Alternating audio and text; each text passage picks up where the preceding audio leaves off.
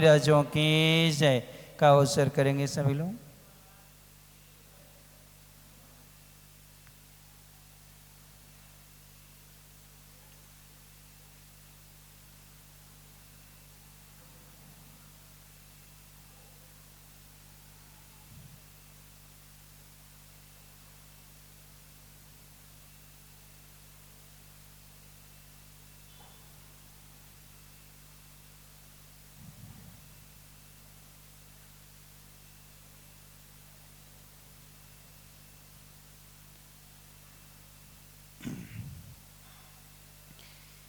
एकी भावं गतियो मयः यः स्वयं कर्मे बन्धो घोरं दुःखं भवगतो दुर्निवारः करोति तस्याप्यस्य त्वयि जिनिरवे भक्तिरुन्मुक्तये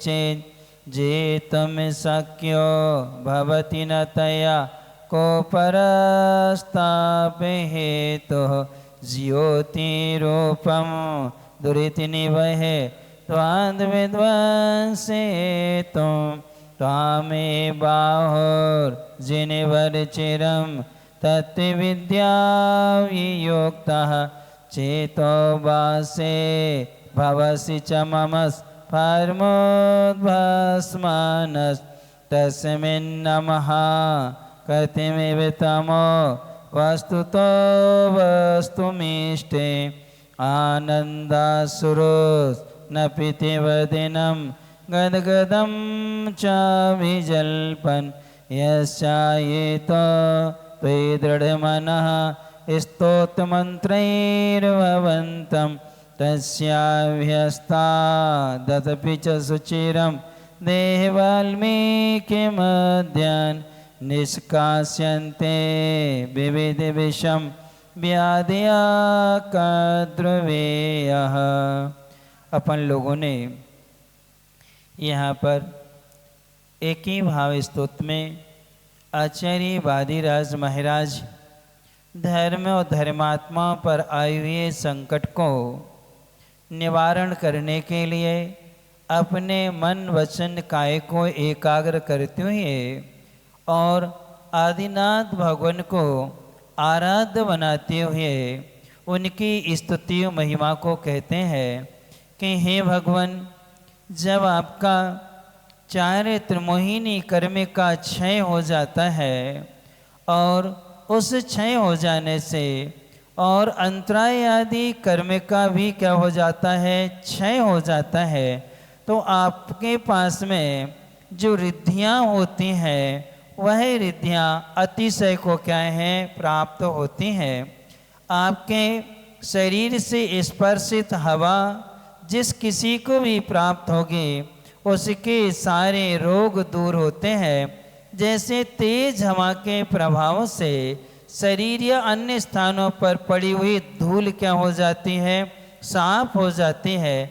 जब ध्यान के माध्यम से हम आपको अपने हृदय कमल पर विराजमान कर लेते हैं, अर्ध हृदय में प्रवेश कराते हैं, तब ऐसा कौन सा लोक का उपकारी कार्य है जो दूर ना हो। अर्थात नियम से हमें लोक कल्याण की क्या होती है, प्राप्ति होती है, और अशुभ कार्य क्या होते हैं, दूर होते हैं। तो ध्यान में धर्म ध्यान और शुक्ल ध्यान, भगवान को धर्म ध्यान के माध्यम से हृदय में प्रवेश कराया जाता है। और धर्म ध्यान में कौन सा धर्म ध्यान है, आज्ञा विचय। कौन सा, आज्ञा विचय धर्म ध्यान से, और अपाय विचय, दो प्रकार के ध्यान है। आज्ञा विचय का अर्थ होता है चिंतन करना, मनन करना, बार बार विचार करना, सो क्या है, विचय है। ये भगवान की आज्ञा क्या है, इसका बार बार क्या करना, चिंतन करना, मनन करना। फिर अपाय, संसार के कारण कौन कौन से हैं और मोक्ष के कारण कौन कौन से हैं, किन किन साधनों से हमारे लिए आत्मिक सुख मिलेगा और किन किन साधनों से शारीरिक और मानसिक सुख की प्राप्ति होती है। तो अनादि काल से हमने शारीरिक मानसिक सुखों को तो कई बार प्राप्त किया है, लेकिन क्या प्राप्त नहीं किया अभी तक अपन ने? आत्मिक सुख को प्राप्त नहीं किया है।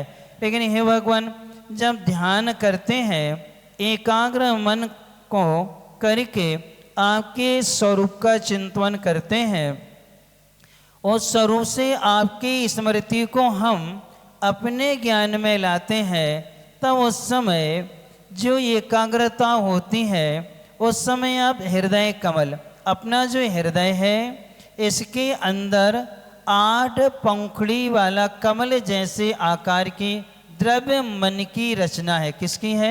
द्रव्य मन की रचना है। उसमें ज्ञानावर्ण कर्म के वृक्षौसम से उसमें भाव इंद्रिय का क्या होता है? छौसम होता है। उसके साथ साथ में वीर्यांतराय कर्म का छौसम होता है। तब जिनको हमने स्मृति में लाए हैं, उनको हम क्या कर लेते हैं? वहाँ पर ठहरा लेते हैं। और जब तक हम उसमें तन्वय बने रहते हैं, तब तक हमारे पास में असाता वेदनी जन्य कोई भी पीड़ा हमें दुख नहीं दे सकती है। क्यों नहीं दे सकती है? क्योंकि हमारा उपयोग कहाँ लगा है? भगवान के गुणगान करने में, उनका क्या करने में? चिंतन करने में। उपकार के यहाँ पर 3 अर्थ होते हैं। उप यानी निकटता से, क्रिया ने करने वाला, जो अत्यंत निकट से कार्य करता है वो क्या कहलाता? तो उपकार कहलाता है। इसके 3 अर्थ हैं। एक होता है शरीर पर उपकार, एक होता है आत्मा पर उपकार, और एक होता है परिवार पर उपकार। सबसे पहले परिवार पर जो उपकार होता है वह अलग है। अपने शरीर पर उपकार करना अलग है और अपनी आत्मा पर उपकार करना अलग है। इन 3 में से कल्याण हमारा किससे होगा? परिवार पर उपकार करने से, शरीर को उपकार करने से, या आत्मा का? तो आत्मा को उपकार क्या है? आत्मा को उपकार क्या है? धन कमाना, इससे परिवार को लाभ मिलता है। किससे? धन से। और काम पुरुषार्थ जो होता है, भोजन पान आदि जो है, ये सारे के सारे शरीर का उपकार करते। किसका करते हैं? शरीर का उपकार करते हैं। आर्थिक पुरुषार्थ से परिवार और काम पुरुषार्थ से शरीर उपकृत होता है, लेकिन धर्म पुरुषार्थ से आत्मा उपकृत होती। किससे? धर्म पुरुषार्थ से। तो जब हम धर्म पुरुषार्थ करेंगे, आत्मा को उपकार ये है कि हमारी आत्मा जो है मन से जुड़ी होने के कारण हमारे मन में अशुभ भाव नहीं आना। क्या नहीं आना? अशुभ भाव नहीं आना, बुरे विचार ही नहीं आना। सबसे बड़ा आत्मा का क्या माना जाता है? उपकार माना जाता है। क्योंकि बैठे बैठे हम कुछ भी चिंतन कर सकते हैं, और चिंतन से जो कर्म का आश्रय बंद होगा, अशुभ होगा तो उसका दुखदायी फल मिलेगा, और शुभ होगा तो सुखदायी फल मिलेगा। अब आपसे हम पूछें, जितना आप मन से पंच इंद्रिय के विषयों के विषय में या परिवार आदि के विषय में चिंतन करते हो, क्या उतना त्यागी, व्रती, धर्म और धर्मात्माओं का चिंतन करते हो? क्या करते हो? क्या मंदिर में आ गए सो थोड़ा बहुत, वो भी 80% तो दूसरों के लिए है, मात्र 20% ही अपन अपने विषय में क्या है सोच पाते हैं। तो ये जो उपकार है, सबसे पहला उपकार ये है कि हम जिनालय में जब तक रहें, पैर धोए हैं, निस्सही निस्सही बोल के अंदर हुए हैं, ये संकल्प कर लो। जब तक जिनालय के परिसर में रहेंगे तब तक मेरा सब कुछ का त्याग है।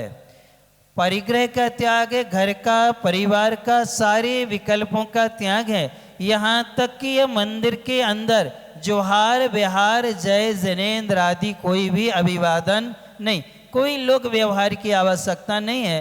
हम सब समूह शरण में हैं, हम सब भगवान के भक्त बन करके आए हुए हैं, वहाँ हम कोई श्रेष्ठी बन करके नहीं आए हैं। और बस उसी में अपना मन लगाते हैं, तब हमारा शुभ जो परिणाम है, तब हमारी आत्मा का क्या होगा, उपकार होगा। और मंदिर में अंदर ही अंदर घूम रहे हैं, जे हम आए और जे तुम आए, ये अपन विकल्प लेके चल रहे हैं और ये सारी क्रियाएं कर रहे हैं, तो कौन सा शुभ है कि अशुभ? क्या है वो? शुभ है कि नहीं? अशुभ है, वो शुभ नहीं है। इसलिए यहाँ पर उपकार करना है तो आत्मा को उपकार धर्म से होता है। धर्म और धर्मात्मा की चर्चा करना, अपने उपयोग को वहाँ लगाना। अब यहाँ 11वें श्लोक में बहुत अच्छी बात है, आपकी गलतियां हमें मालूम चल जाएं, आपकी गलतियां हमें मालूम चल जाए या हमारी गलती आपको मालूम चल जाए, उससे क्या लाभ है? और हम स्वयं आपसे कहें हमसे ये गलतियां हो रही हैं, और आप हमसे कहें कि हमसे ये गलतियां हो रही हैं, दोनों में से फायदा किस में है? गलती को सामने वाला जान रहा है उससे फायदा होगा, या हम स्वयं स्वीकार करके क्या करेंगे, कहेंगे, उससे फायदा होगा? किससे फायदा होगा?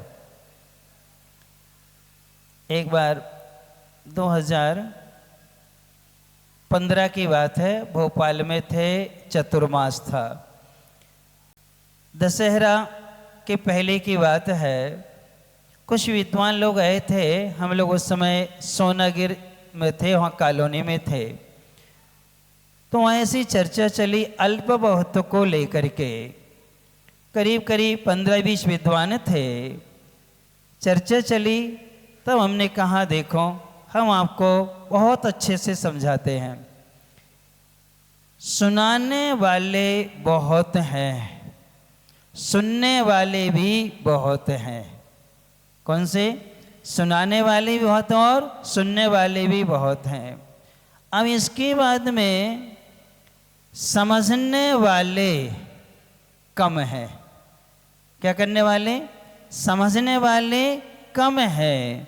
समझने के बाद में स्वीकार करने वाले और कम हैं।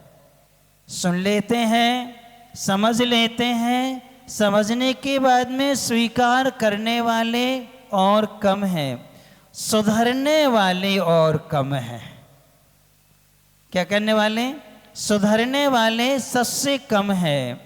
सुनना ये भी ठीक है, समझना ये भी ठीक है, स्वीकार करना ये भी ठीक है, लेकिन सबसे अच्छा है सुधरना। यदि हमने सुना है, समझा है, स्वीकार किया है और सुधार नहीं किया तो चारों व्यर्थ हो गए। सुनाने वाला भी व्यर्थ है, अपना सुनना व्यर्थ है, समझना व्यर्थ है, स्वीकार करना व्यर्थ है, जब तक हम क्या न करें, अपने में सुधार न करें। इसी बात को यहाँ भगवान के सामने आचार्य वादिराज महाराज स्तुति करते हुए कह रहे हैं, जानासि त्वं मम भव भवे यच्चे यादृक्चे दुःखं जातं यस् यस् मरणमपि मे शस्त्र वन निष्पनष्टि त्वं सर्वेषां शक्रम इति चे त्वामुपेतोऽस्मि भक्त्या यत्कर्तव्यं तदीह विषये देवयो प्रमाणं जानासि त्वं मम भव भवे यच्च यादृक्च दुःखं जातं यस्य मरणमपि मे शस्त्रवन्निस्पिनष्टे तं सर्वेशः सकृपति चेत् त्वामुपेतोऽस्मि भक्त्या यत्कर्तव्यं तदेह विषये देवैव प्रमाणम् जानासि त्वं मम भवे यच्च यादृक्ष दुःखं जातं यस्य मरणमपि मे शस्त्रवन्निस्पिनष्टे त्वं सर्वेशः सकृपति चेत् त्वामुपेतोऽस्मि भक्त्या यत्कर्तव्यं तदीह विषये देव एव प्रमाणम् जन्म जन्म जितनी मैंने पीड़ाएं पाई भगवान प्रभु आप तो सब कुछ जानो अब मैं कैसे करूं कथन असी प्रहार समय कष्ट हृदय में याद करूं मैं सहूं व्यथा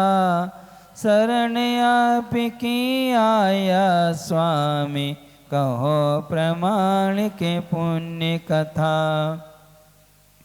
दे रहे हैं देव यानी हे भगवान ए अरहंत प्रभो मम यानी मुझे भाव भाव प्रत्येक जन्म में किसमें प्रत्येक जन्म में यत यानी जो चाहे यानी और यादृक जिस तरह के जो और जिस तरह के दुखम यानी कष्ट जातम यानी प्राप्त हुए हैं तत् उनको त्वम यानी आप जानासी जानते हैं यसे जिनका स्मरणम अपि उनका स्मरण करना याद करना भी मैं यानी मेरे लिए शस्त्रवत यानी शस्त्र के समान यानी तलवार के समान निष्पिनष्टि खंड खंड कर देता है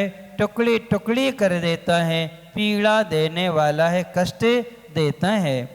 हे नाथ तुम यानी आप सर्व ईसा आप सभी के ईश यानी क्या हो स्वामी हो सकृप चयन और शकृप यानी कृपा करके क्या करके कृपा करके आप कृपा से सहित हैं दया से क्या है सहित हो दयालु हो इति इस प्रकार भक्त्या भक्ति पूर्वक त्वाम यानी आपको उपेतः यानी समीप अस्मि यानी हूँ आपके समीप आया हूँ या आपकी शरण में आया हूँ ये इस विषय में यद कर्तव्यम जो आपको करने योग्य है तत् वह ये यानी ही प्रमाणम वही मेरे लिए प्रमाणिक है।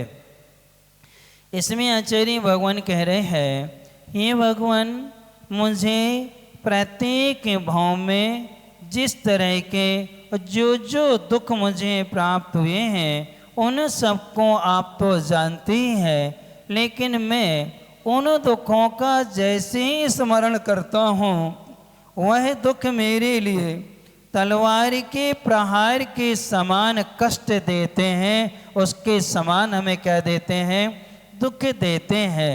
इसलिए हे भगवान आप सबके स्वामी हैं आप दयावान हैं आप कृपावान हैं इसलिए हम आपकी शरण में क्या हैं आए हैं और शरण में आए हैं। अब इस विषय में तुम्हें जो करना है सो आप ही करेंगे अर्थात मेरी कोई इच्छा नहीं है। यहाँ पर आपको बताया था दुख के समय समर्पण किसके समय दुख के समय में क्या करना है समर्पण करना है। तो ऐसा समर्पण जब होता है तब उन दुखों की हमें प्राप्ति नहीं होती है। अर्थात कर्म का क्षय श्रद्धा से होता है कि समर्पण से होता है। दोनों में अंतर क्या है? श्रद्धा में और समर्पण में क्या अंतर है? इसमें बहुत सारे अंतर हैं। श्रद्धा सबके प्रति होती है।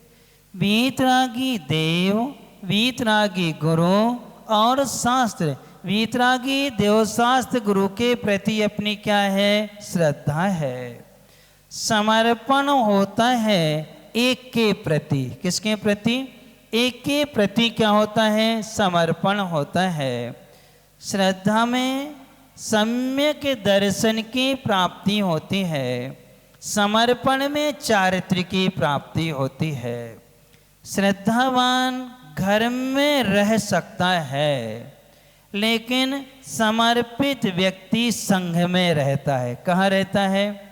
समर्पण वाला संघ में रहता है। श्रद्धा परिग्रह के साथ में हो सकती है, समर्पण परिग्रह के साथ में कभी होता नहीं है।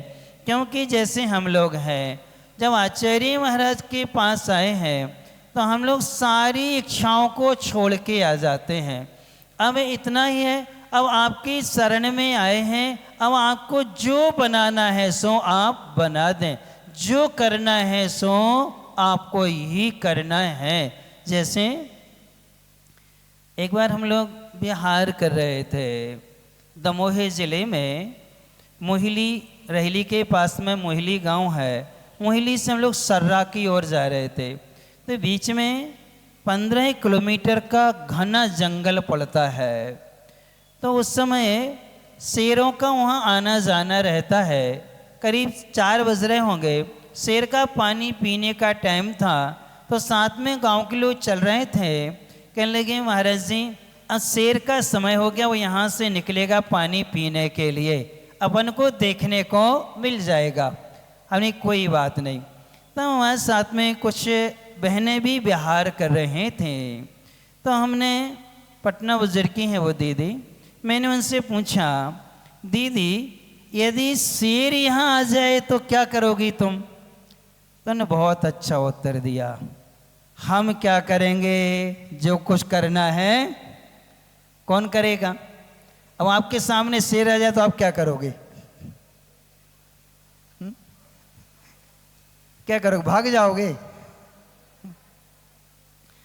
अब चाहे भागो चाहे खड़े रहो, शेर आ गया तो करना किसको है? उसी को करने, अपन उसके सामने कुछ नहीं कर पाते। ठीक इसी प्रकार से जब हम भगवान के सामने आते हैं, गुरु के पास आते हैं, सबको छोड़ के आते हैं, और आकर के जब उनको श्रद्धा से नमस्कार करते हुए कहते हैं, हे गुरुवर अब हम आपके शरण में हैं, अब जो करना है सो आपको ही करना है, जैसे रखना है अब आपको ही रखना है, अब हमारी कोई इच्छा नहीं है, हम सारी इच्छाओं का क्या करके आए हैं?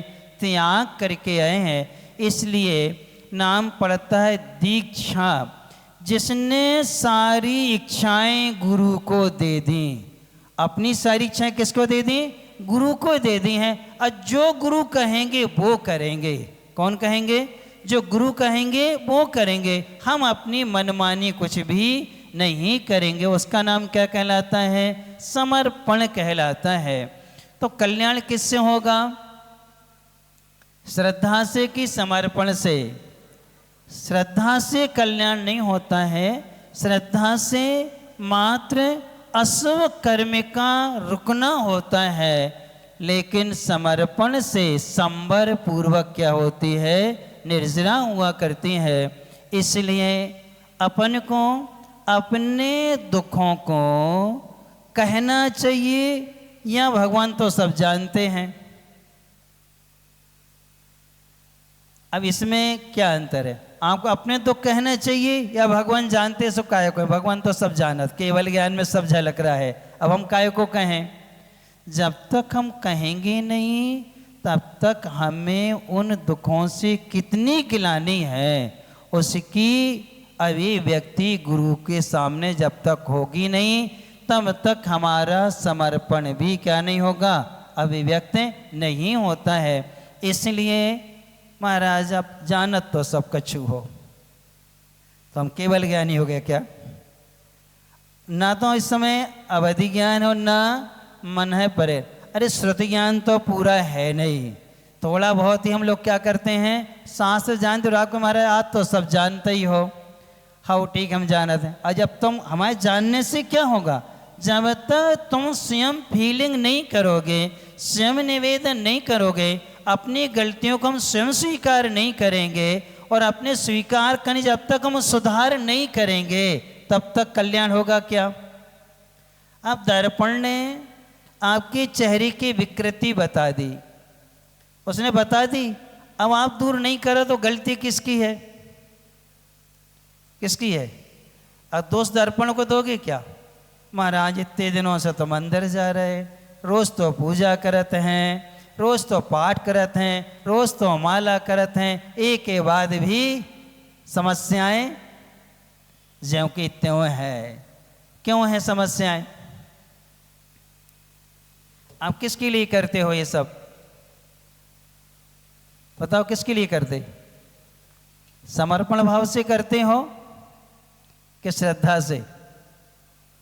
देखो भावुकता में एक दूसरे को देख करके शुभ कार्य करना अलग है, और हम अपने दुखों से परेशान होकर के आए हैं कि हे भगवान, इतने भवों में हमने आपके स्वरूप को नहीं पाया, और पाने के बाद में हमने अपनी गलतियों को आपके सामने नहीं रखा है, हमने स्वयं उन वेदनाओं को आपके सामने व्यक्त नहीं किया है, तो उसी के कारण से हम भटक रहे हैं। इसी कहने में ज़्यादा फायदा, किसमें?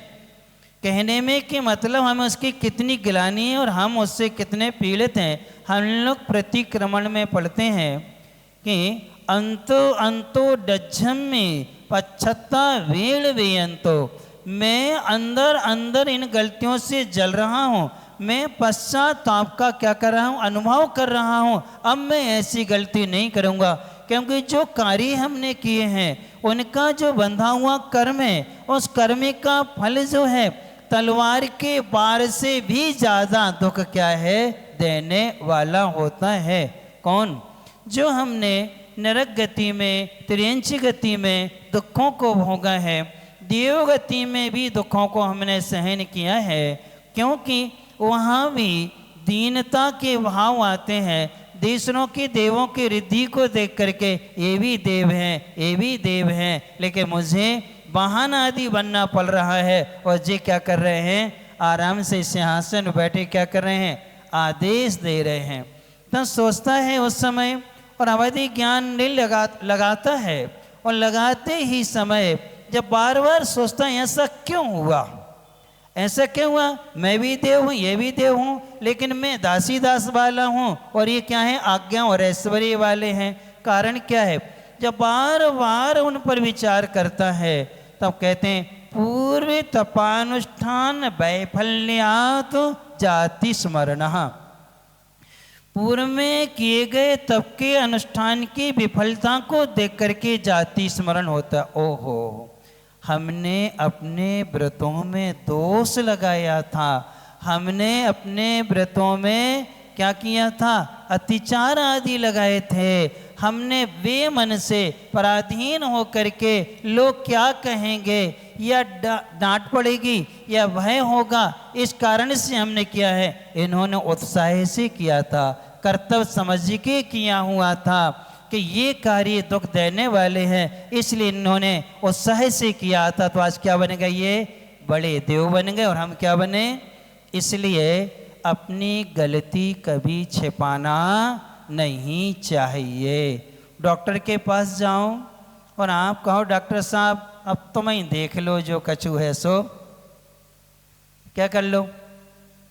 हम बताइए ना कि हमारे लिए क्या क्या परेशानी, क्या तकलीफ है, तो क्या डॉक्टर आपको उपचार कर पाएगा क्या? तो आप लोग डॉक्टर को तो सब कछु बता दे तो शरीर के विषय में, लेकिन महाराज को जो गलतियां सबकी दृष्टि में आ जाती हैं वो तो बता देते हैं, और जो सबकी दृष्टि में नहीं आती वो तो अपन क्या कर लेते हैं, सब गायब हो जाती हैं, पचा जाते हैं ना, यानी वो नहीं कहते। जबकि हमें छोटे से लेके बड़ी सारी चीज़ें क्या हैं बताना चाहिए। जब हम लोग गुरुजी के पास आए थे और उस समय 5-6 महीने जब हम लोगों ने अध्ययन आदि किया और पढ़ने के बाद में महाराज के पास बैठ कर के, यानी कि जब से हम लोगों ने होश संभाला था, सारी बातें गुरु महाराज के सामने रख दी कि उस समय पढ़ाई करते समय, मित्रता में रहते हुए, घर गृहस्थी में हम लोगों ने ये कार्य किए हैं, ये गलतियां उस समय हम लोगों ने क्या हैं की हैं। अब आपको हमने सब कुछ बता दिया, अब जो कुछ करना है सो आपको ही करना है। तो अपनी प्रवृत्ति को और अपनी प्रकृति दोनों चीज़ों को देख कर के गुरु महाराज क्या करते हैं, हम पर उपकार किया करते हैं। इसलिए हे भगवान, आप ही हमारे लिए प्रमाणिक हैं, इसलिए हम आपकी शरण में आए हैं। इसलिए आपको जो करना है सो आप करें, हम आपकी शरण में आ गए हैं। तो कहा है, जो वीतरागी देवशास्त्र गुरु की शरण में रहता है, समर्पित हो जाता है 3 भाव, 8 भाव या 32 भाव में मोक्ष नियम से क्या है चला जाता है, पर वो भटकता नहीं है। अब अपन चलते हैं कहानी की ओर। विमल यश कर्मी का कुछ ऐसा उदय होता है कि जो वस्तु जैसी होती है वैसी दिखाई नहीं देती है, और जो जैसी है वह उसको स्वीकार भी नहीं कर पाता है। गुणमंजरी ने विमल यश को राजकुमार माना है। राजकुमार को अपनी स्थिति का ज्ञात है कि मैं पुरुष नहीं, मैं क्या हूँ, स्त्री हूँ। मैंने अपने शील की रक्षा के लिए विद्या के बल से रूप का क्या किया है, परिवर्तन किया हुआ है। लेकिन आज ये मोहित हो गई है। कौन? उसके व्यवहार से भी संतुष्ट है वो, उसके गायन आदि से संतुष्ट है, हर चीज़ से संतुष्ट है। क्योंकि जो धर्मात्मा होते हैं वो किसी भी पर्याय में रहें, किसी भी भेष में रहें, उनकी गुणधर्म बदलते नहीं है। क्यों? आत्मा में उन गुणों की क्या हुई है, उत्पत्ति हुई है। शरीर के बदलने से कोई फर्क पड़ता नहीं है। इसलिए वो धर्मात्मा थी, उसने हर चीज़ में मर्यादा को रखा हुआ था। जिनालय में अभिषेक को छोड़ के सारे कार्य करते थे। कौन?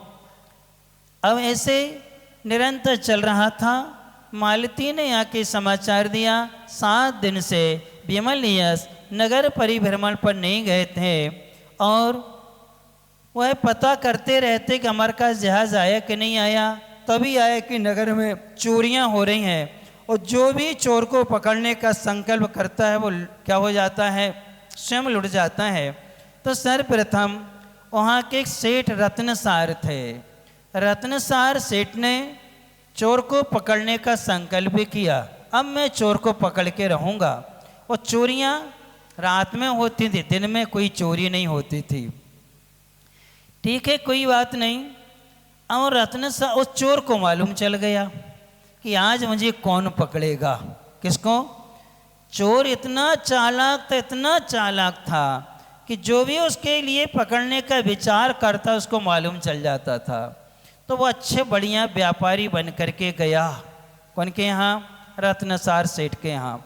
सारे रत्न आदि सब देख लिए और कहने लगा ये सब हमें पसंद है, मैं तो रत्नों का व्यापारी हूँ, मुझे रत्न खरीदना है। ठीक है सेठ जी, अब मैं चलता हूँ, आपके लिए पैसे लेकर के आता हूँ। मेरे पैसे मेरे कटक में, मेरे जहाज़ में हैं, और हम लेकर के आते हैं। तब तक उसने चुपचाप बिल्कुल दृष्टि में तिजोरी की चाबी देख ली, ताला देख लिया, चाबी देख ली, और अपनी दृष्टि में चाबी की पूरी आकृति बना ली। किसने? उस चोर ने। अब वो गया, अब सेठ जी सूर्य अस्त हो गया था, सब कुछ करके माला जाप आदि करके चलो अपन चलते हैं किसको पकड़ने, और हाथ में डंडा लेकर के नगर के एक एक गली में घूमने लगे। और तब तक चोर आया कहाँ, सेठ के घर में गया, तिजोरी खोली, सारे रत्न आदि सब बटोरे और बटोर करके लापता हो गया। कौन? चोर लापता हो गया, चला गया। और चला गया, सुबह सुबह सेठ जी घर आए और घर आकर के देखा तो पूरा खजाना क्या था, खाली था। तभी वो आ गया, कौन? व्यापारी आ गया, लाओ सेठ जी हम आपके लिए नोट लेके आए हैं, अब हमारा सामान हमें दे दो। तब सेठ जी कहते हैं भैया सारे रत्न तो कोई क्या था, चुरा के ही ले गया। उसने कहा अरे हमें भी सावधानी रखना होगी, क्यों नगर में तो बहुत कुशल क्या है, चोर है। और सेठ जी की हालत बहुत खराब थी। तब इसके बाद में उस नगर के दूसरे एक थे राज पुरोहित जी। राज पुरोहित जी ने संकल्प किया अब मैं चोर को पकड़ के रहूंगा। किसको? चोर को। उस चोर को मालूम चल गया कि आज संकल्प किया है किसने, राज पुरोहित जी ने। अच्छा, अब राज पुरोहित जी की कमजोरी उसको मालूम थी। किसको? क्योंकि राज पुरोहित जी रात्रि में रोज जुआ खेलते थे। नगर के बाहर कुलिका कहते हैं जुआ घर को, वो बनी रहती, वहाँ क्या खेलते थे वो। तो ये जो चोर था ये भी क्या था, भेष बदल के जुआड़ी बन के चला गया। और राज पुरोहित घर से निकले थे और मिल गया, परिचय हुआ, हाँ हम बाहर नगर से आए हुए हैं। अच्छा देखो इस नगर में चोर का बहुत आतंक है, इसलिए तो हम आपके साथ हो रहे हैं ताकि किसी को क्या हो, हमारा भी माल आदि क्या है सुरक्षित रहे। हमने सुना है आप तो बहुत अच्छा जुआ खेलते हैं। उन्हें कि हाँ चलो अपन जुआ खेलते हैं। और ये उसको ले गया राजपुरोहित को, जुआ खेला और जुआ में अपनी कुशलता से सब कुछ क्या कर लिया, पुरोहित जी का जीत लिया। अब इसके बाद में दांव पे थी तो एक अंगूठी और बची थी, तो बाँ भी उसने क्या कर ली, ले ली। अंगूठी लेकर के और उनसे कह करके चला गया कि देखो सेठ जी, इस नगर पुरोहित जी यहाँ चोर का बहुत आतंक है, अब मैंने जितना जीता है अब मैं ये सब कुछ लेकर के सुरक्षित स्थान पर जाऊंगा, राजा के खजाने में रखूंगा ताकि वहाँ से कोई चोरी नहीं होगी। ये वहाँ से गया और जाते ही सीधा राज पुरोहित के घर पहुँचा। और जैसे ही पहुँचा पंडितानी बाहर आई, पंडितानी से कहा रोते हुए, देखो देखो बहुत संकट में राज पुरोहित जी, उनसे कोई गलती हो गई है, राजा जी ने उनको कैद कर लिया है और कैद कर लिया है, कल तुम्हारी सारी संपत्ति राजसात हो जाएगी। लेकिन सेठ जी उन्होंने, राजपुरोहित जी ने, उनके मैं मित्र हूँ, उनने मुझे भेजा है, ये अंगूठी दी। उनने क्या दी? अंगूठी दी है कि जितना स्वर्ण आभूषण जितने रत्न आदि हैं तुम मुझे दे दो और हम इनको सुरक्षित रख देंगे, जब पुरोहित जी छूटेंगे तो हम वापस आपको दे जाएंगे, नहीं तो सुबह क्या होगा, राजा के आदमी आएंगे वे सब लूट करके ले जाएंगे। तो पंडितानी सीधी सादी थी, उन्हें झट से लिया और सारे के सारे किसको सौंप दिए, उसको दिए, उसने थैली में भरे और चंपत हो गया। अब गायब। अब जब पुरोहित जी सुबह घर आए तो पंडितानी कहती हैं अरे आप आ गए, राजा ने ज़्यादा दंड नहीं दिया, एक ही रात में छोड़ दिया। कहली क्यों, क्या बात है? कि आपका मित्र आया था, आपकी अंगूठी लेकर के आया था, उसने कहा कि राजा जी ने उनको कैद कर लिया है और उनको अपराध हुआ है, इसे कल उनकी सारी संपत्ति जब्त हो जाएगी, इसलिए सारे आभूषण सारे रत्न मुझे दे दो। तो मैंने आपके मित्र को दे दिए। पुरोहित जी माथा पकड़ के रोने लगे कि देखो मैंने पकड़ने का विचार किया था और मुझे भी लूट करके वो ले गया। अब जब ये हो गया, अब इसके बाद में फिर दो लोगों ने विचार किया उसको पकड़ने का, एक घनसार सेठ जी ने और लल्लू नाम के नाई ने। इन दोनों ने कहा कि अपन रोज चोर को दोनों मिलके पकड़ेंगे, क्योंकि दोनों बदमाश होते हैं। कौन? बनिया भी बदमाश होता है और नाई भी क्या होता है, दोनों बदमाश होते हैं। तो उन्होंने कहा अपन पकड़ के रहेंगे। तब भी कहा देखो दो दो लोग लुट चुके हैं, फिर भी अरे देखते हैं कैसे। तो उसको मालूम चल गया कि हमें नाई और क्या करेगा, ये सेठ पकड़ेगा। अब वो उसी नाई के यहाँ पहुँच गया, अपनी क्या कराने, शेविंग कराने पहुँच गया। बाल आल बनवाने के लिए, दाढ़ी मूंछ आदि सारी अच्छे से उसने शेविंग करवा ली, अच्छी बढ़िया मालिश आलिश अच्छी चम्पी अम्पी सब करा ली। अब जब सब करा लिया, 1 घंटे तक नाई से मेहनत कराई। अब अरे हम पैसे तो घर ही भूले आए, वो कुर्ता जो था पैसा वालों वो घर छोड़े आए और दूसरों वालों पहन आए हैं। अब एक काम करो, तुम्हारा जो बेटा है ना, इसको हमारे साथ भेज दो, हम इस बेटे को क्या करेंगे, पैसे दे देंगे। उन्होंने कहा जाओ बेटा इनके संगे चले जाओ। अब वो वहाँ से उस बेटे को लेके गया और जाकर के वो सेठ जी के यहाँ पहुँच गया। और सेठ जी की कपड़े की दुकान थी। अब उसने सारे कीमती कपड़े खरीद लिए, जितने कीमती कपड़े थे सब खरीद के अच्छी पोटली ओटली बांध ली। और सेठ जी ने पूरा हिसाब किताब पैसे जोड़ दिए। अच्छा सेठ जी एक काम करो, जो हमारा मौला इतनी बैठो है, हम कपड़े लेके घर जाते हैं और आकर के वहाँ से हम पैसे दे देंगे और बच्चे को ले जाएंगे। तो उन्होंने कहा ठीक है बेटा तुम बैठो। अब उसको बिठाल करके वो ले करके गायब। कौन? वो चोर गायब हो गया। अब इसके बाद में बहुत देर तक जो नाई के वहाँ पहुँचा नहीं। कौन? उसका बेटा नहीं आया। तो नाई बेटे को ढूंढने निकला और सेठ जी ने कहा वो अभी तक नहीं आया। कौन? अपने बच्चे को लेने। जब नाई वहाँ आया, अरे बेटा तुम इतने बैठे हो? कहीं हाँ पिताजी, हमें वो बैठा के चले गए कि तुम यहीं बैठो भाई हम आते हैं। सेठ जी ने कहा क्यों लल्लू क्या है, ये तुम्हारा बेटा है? कई बार का सेठ जी मालक जो अपनी तो मौला आए। अरे क्यों क्या हुआ? कहीं वो आया था कपड़े की गठरी बांध करके लेके चला गया और कह गई हमारा बच्चा बैठा है, हम पैसे लेकर के आते हैं। दोनों माथा पकड़ करके रोने लगे, चिल्लाने लगे। और जब ये तीनों घटनाएं मालती ने विमल को सुनाई, विमल खूब हंसा, पेट पकड़ के हंसने लगा। हंसते हंसते कहता है मालती वास्तव में ये चोर तो बहुत कुशल है, इसको तो कोई बुद्धि से ही पकड़ा जा पाएगा, अन्यथा इसको पकड़ना किसी के बस की बात नहीं है। तो उसको याद आ गई कि हमें हमारी भाभीयों ने हमें 4 क्या दी थी, एक को हमने प्रयोग कर चुके हैं, पंखा भी था।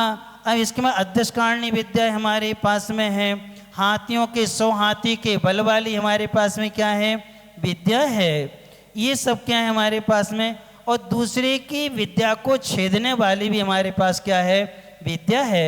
अब ये मन में विचार करता है, शेष कहानी डैश डैश डैश। अभी मालती और कुछ सुनाएगी, गुण मंजरी कुछ और विचार कर रही है। ये सब अपन आगे चल करके जानेंगे कि चोर कौन है, चोरियां कौन कर रहा है, क्यों कर रहा है, कारण क्या है, ये सब अपन आगे जानने की कोशिश करेंगे। ये पक्का मान के चलो कि अमर नहीं है, चोर क्या है, अमर नहीं है, कहीं से और कोई है, आगे आपको मालूम चलेगा। आज के नियम का पालन कौन कौन ने किया? क्या नियम था? बारह भावना पढ़ी थी, वैराग भावना पढ़ी थी, पक्का? हम पूछें वैराग भावना के लेखक कौन है? भजनावी चक्रवर्ती। वे तो आदिनाथ भगवान के काल में हुए हैं, उनका तो वर्णन है उसमें। भजनावी चक्रवर्ती का तो वर्णन किया है। लेखक पूछ रहे हैं हम तो कौन है? क्या पढ़ा तुम लोगों ने? इसलिए तो कह रहे थे, पढ़ते तो मालूम तो चलना चाहिए। पंडित भूधर दास जी, कौन है? पंडित भूधर दास जी ने वैराग्य भावना को क्या है लिखा है। ये वज्रनाभि नाम के चक्रवर्ती हैं, अपने भरत क्षेत्र के नहीं हैं, ये विदेश क्षेत्र के चक्रवर्ती। कहाँ के हैं? विदेश क्षेत्र के चक्रवर्ती हैं वज्रनाभि जी। और उन्होंने उनका वर्णन उसमें किया है कि उनको वैराग्य कैसे आया था। अब लेखक नहीं मालूम, अब हम आपसे पूछें कौन सी छंद में कितने कितने छंदों में कौन कौन सी चीज का वर्णन है, किसमें किसका क्या फल है। महाराज जो तुम ही जानो, हमारे बस की है। अच्छा छांट के लेना, अब कल पढ़ना अच्छे से, छांटना कि संसार शरीर भोगों से विरक्ति होने का नाम वैराग्य। कितनी चीज़ों में संसार का वर्णन है, कितने दोहों में, कितने में शरीर का वर्णन है, कितने में भोगों का वर्णन है, किस कारण से शरीर से वैराग्य आता है, किससे भोग से वैराग्य आता है, और किससे संसार से वैराग्य आता है, और इन तीनों का फल क्या क्या होता है। पूरी वैराग्य भावना में क्या है। अब हमसे तो तुम सोते सोते पूछ लोगे तो हम तब भी बता देंगे कि इस श्लोक में, इस छंद में इसका क्या है वर्णन है। अब तुम लोग क्या करते हो आप लोग तो ऐसे हो कि जाओ बेटा घोड़ा हो पानी दिखा लाओ,